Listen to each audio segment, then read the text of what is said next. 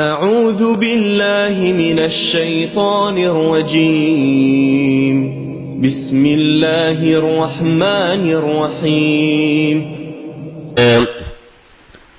ഇനി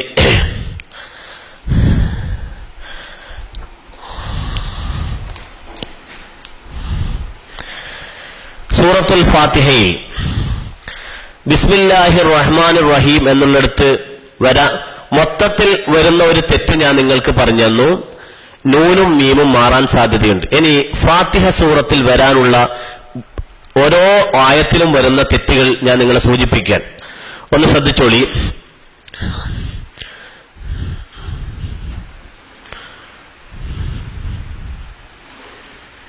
ശരിക്കും ശ്രദ്ധിച്ചോളി.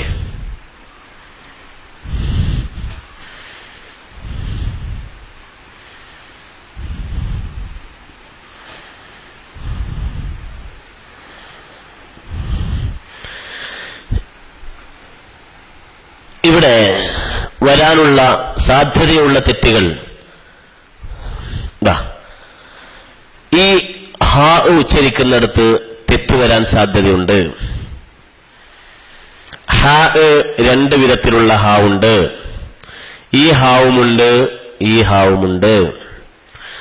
മലയാളത്തിൽ ഇത് രണ്ടും എഴുതൽ ഇങ്ങനെയാണ്. അതുകൊണ്ടാണ് മലയാള ബുക്ക് പഠിപ്പിക്കുന്നിടത്ത് വല്ലാതെ പറഞ്ഞേക്കണ്ടെന്ന് പറയുന്നത്.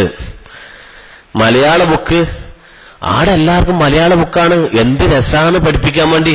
ഇതെങ്ങനെയാ പഠിപ്പിക്കല്? മലയാളത്തിൽ ഇതെങ്ങനെയാ പഠിപ്പിക്കല്? ഈ ഹാ വേറെ, ഈ ഹാ വേറെ. എന്നിതാ ഈ സ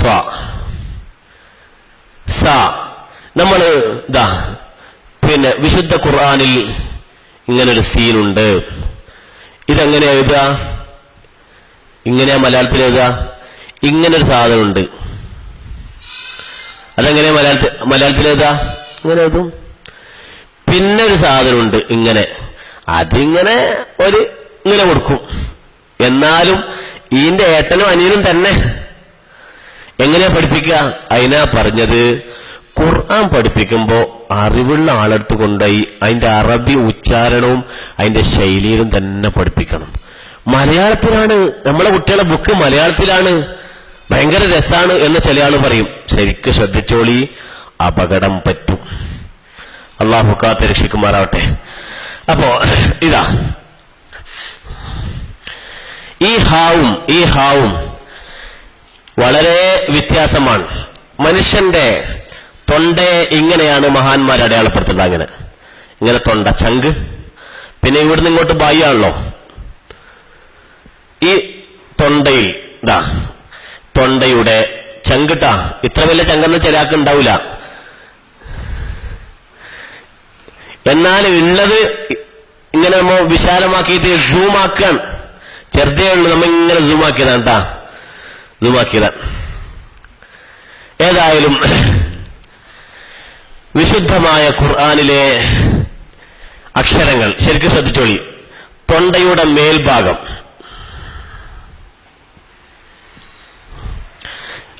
ഏറ്റവും അവസാന ഭാഗം, തൊണ്ടയുടെ നടു. ഇതെന്തിനാ ഞാൻ ഇത് തന്നറിയോ? പരിശീലിച്ച് നോക്കാൻ വേണ്ടി. പരിശീലിച്ചോളി. പരിശീലിച്ചാ കയ്യും ഇത് എവിടുന്ന് വരുന്നു. ഇതിന് ഈ സാധനത്തിന് തൊണ്ടനെ എന്താ പറയാ അറബിയില്?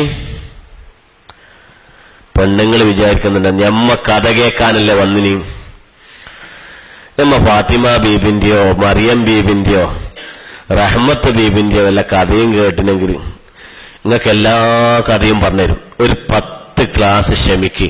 ഇത് കഴിയുമ്പോ ഇങ്ങനെ പറയും, അല്ലാ പഠിപ്പിച്ചത് ഞാൻ ഇതുവരെ പഠിപ്പിച്ച എല്ലാവരും വിശുദ്ധ ഖുർആൻ ഓതാൻ നമ്മളെ കൊണ്ട് അറിയുന്ന പോലെ നമ്മ ഇങ്ങനെ പഠിപ്പിച്ചു കൊടുത്തിട്ടുണ്ട്. അത് കഴിയുമ്പോക്ക് ഏകദേശം നിങ്ങൾക്ക് ഖുർആൻ ഞാനിങ്ങനെ ചോദിക്കുമ്പോ നിങ്ങൾക്ക് മറുപടി പറയാൻ കഴിയും. ഈ തൻവീൻ എന്താന്ന് ചോദിച്ചാൽ അത് ഇൽഹാറാണ് ഉസ്താദ്, പുല്ലുപോലെ പറയാൻ കഴിയും. ആ രൂപത്തിൽ നിങ്ങൾ ശ്രദ്ധിച്ചാൽ മതി. അള്ളാഹു തൗഫീഖ് നൽകുമാറാവട്ടെ. ഈ തൊണ്ടക്ക് ഹൽക്ക് എന്ന് പറയാം. തൊണ്ടന്റെ താഴ്ഭാഗത്തുനിന്ന് വരേണ്ട രണ്ട് സാധനമാണ് അംസയും ഹാവും. ഈ ഹാ ആണ് ഇവിടെ. ഈ ഹാ നടുക്കുന്നവണ്ട്. നമ്മൾ പലരും ഈ ഹാൻ ഉച്ചരിക്കുക, തൊണ്ടന്റെ ഇങ്ങേ അറ്റത്തുനിന്ന് വന്നാൽ അക്ഷരം മാറി. ഇവിടെ എത്തുമ്പോ നമുക്ക് തോന്നണം രണ്ടും വ്യത്യാസപ്പെട്ടിട്ട്, ഈ ഹാവും വ്യത്യാസപ്പെട്ടിട്ട്. ഒന്ന് ഉച്ചരിച്ച് നോക്കിയ ബിസ്മില്ലാഹി. നമ്മളെ ഉസ്താദന്മാർ എങ്ങനെ പറഞ്ഞിട്ട് അത് ഏതുപോലെയാന്നടോ. കിണറില്ല, കിണറിന് ഇങ്ങനെ വെള്ളം കോരുക, വലിയ ബക്കറ്റില് വെള്ളം ഇങ്ങനെ കോരിയിട്ട് മുകളിലെത്തുമ്പോ ഒന്ന് വിടുമ്പോ മറ്റൊരു വീലുണ്ടല്ലോ, അതുപോലെ അനുഭവിക്കണം ഇവിടെ. ബിസ്മില്ലാഹി. അല്ലാഹ് ഇത് പറഞ്ഞു കൊടുത്തിട്ട് ഒരു ചെക്കനെ കൊണ്ട് ഞാൻ കുടുങ്ങി. പിന്നെ ഓനിക്ക് ബസ്വാസിന്റെ നൂലാമാല് അങ്ങനെയൊന്നും ആയിപ്പോണ്ട കേട്ടോ, അങ്ങനെ ആയിപ്പോണ്ട. പരമാവധി ഇങ്ങോട്ട് നീ അറ്റത്ത് എടുക്കാൻ ശ്രമിച്ചാൽ മതി. പിന്നെ ഇങ്ങനെ മെല്ലെ മെല്ലെ, ഏതു കാര്യം അങ്ങനെ തന്നെയല്ലേ. സൈക്കിൾ ഓടിക്കുന്ന ചെക്കന് ആദ്യമൊക്കെ വീഴും അല്ലെ, പിന്നെ പോയിട്ട് കുത്തും അല്ലെ, എന്തൊക്കെയാവും. പിന്നെ ആവുമ്പോ ഉണ്ടാവും കയ്യെല്ലാം വിട്ടിട്ട് ഇങ്ങനെ ആക്കിയിട്ട് ഓടിക്കുന്നു. അതേപോലെ ആദ്യമൊക്കെ തൊണ്ടക്കുന്ന കഫം വരുത്തും, വേറെവിടെയെല്ലാം പോയി മുട്ടലും ഒക്കെ ഉണ്ടാവും. പിന്നെ അത് ലെവലായിക്കോളും. പക്ഷെ എന്ത് വേണം? പരിശ്രമിക്കണം. പരിശ്രമിക്കാതിരുന്നാ പോയി.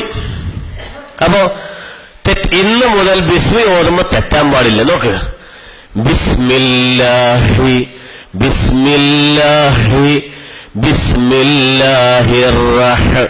ഈ ഹാവ് നിങ്ങൾക്ക് വ്യത്യാസം തോന്നുന്നില്ലെന്ന് തോന്നിയ ഈ രണ്ട് ഹാവ് നിങ്ങൾ ഉച്ചരിക്കുമ്പോ ബിസ്മില്ലാഹിർ